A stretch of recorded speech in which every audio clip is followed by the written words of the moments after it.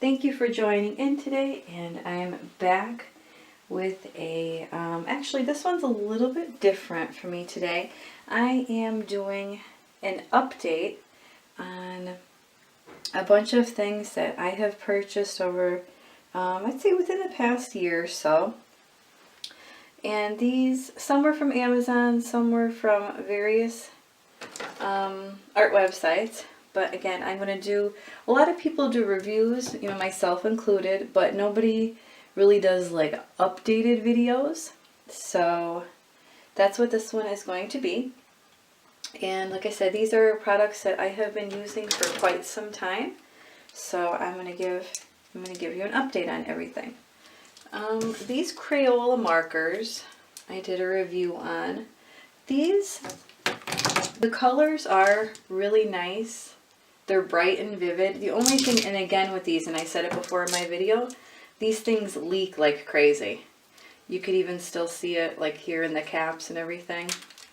So again, they are really nice. Just got to be careful with the leakage on those and keep them standing up in a cup. These metallic paints I absolutely loved. I bought these at Michael's a while back, and you can see that the tubes are halfway gone.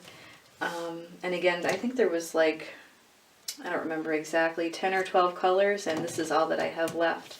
So I definitely used everything up, and they look really, really pretty in your artwork. You can see the nice sheen that they give off. These were some little trays that are well loved here that I picked up at the dollar store actually, and like you can see, I use them a lot. These definitely come in handy.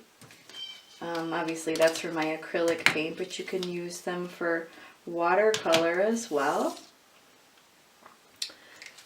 These were some cheaper, again when I was doing the Dollar Tree hauls, some of these were better than others. These bright fluorescent colors.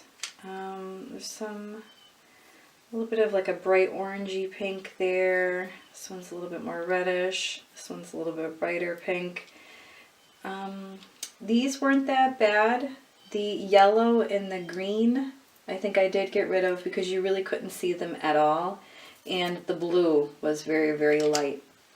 But these colors were nice. So there's an update on that. And again, when I was doing a like a kids challenge, I did pick up some of the Crayola pencils, and these are really nice. Especially if you're a beginner, maybe you don't want to go out and spend, you know, $40 on colored pencils, or if you're just a hobbyist, you know, and you can see which ones are a lot smaller here that I have used them quite a bit. Let's see, this one was another one from the Dollar Tree. This is a little experiment here. This is a cheap watercolor set. Some of these colors are actually really nice, but because they are a lower quality, they definitely have that chalky appearance when they're dry. Let's see here. This I purchased off Amazon, and I absolutely love these. This is my colored pencil, watercolor pencil set. And I don't know if it's in full frame there, but I have the chart. Yep, the chart that I made. And just my color reference, and again, you can see how much I use these. I use a lot of blue and green as opposed to some of the other colors, but these do work really well. I absolutely love these. And I think I have the 36 set. I think it also comes in 24. And let's see here. And this is the Strathmore watercolor. I've used this paper a bunch of times. The Strathmore is a really good brand. There was 24 sheets in this set. I did purchase this from Amazon. This is 140-pound paper. It's the cold press. As it's nice and thick, acid-free. And this very, very large palette I received this when I bought a bunch of acrylic paint from Michael's. And again, you can see I do use it. It's well loved. Even though it's plastic, I mean, it's really sturdy. And yeah, it was definitely worth it. Well, it came free with the paint that I ordered, but I do enjoy the paint as well. It was the Artist Loft brand.